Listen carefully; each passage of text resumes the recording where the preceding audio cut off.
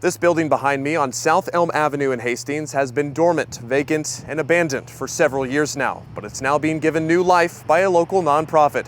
Crossroads Mission Avenue Homeless Shelter is just days away from opening a new thrift store to better serve the Hastings area community. This was more than we could ever have imagined. Just 4 months after buying an old grocery store building, Crossroads Mission Avenue is ready to open a new thrift store. The old thrift store was located in the basement of the current homeless shelter in Hastings. Executive Director Daniel Bowler says a lot of the mission's clientele struggled to access the thrift store, prompting the move. Having the old store in the basement of the homeless shelter certainly had its challenges. Some of the benefits of moving to the new store is additional parking, handicap access, things that we weren't able to offer at the homeless shelter there. Moving the thrift store out of the current shelter means more space for Crossroads to use. Bowler says the extra space will greatly benefit the shelter, especially with colder weather right around the corner.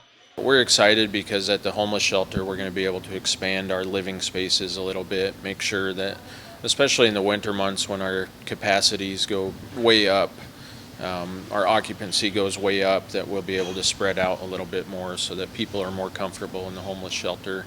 The new 6,500 square feet of retail space will continue to allow the nonprofit to provide low-cost clothing and household goods to the Hastings community, as it already does in 5 other cities across central Nebraska. Crossroads is also launching a food recovery program, which collects still usable food from grocery stores and donates them to 15 different food pantries across central Nebraska. There are a lot of people around central Nebraska that are facing food insecurities, and so we want to get that food into those pantries and into the hands of people that need it.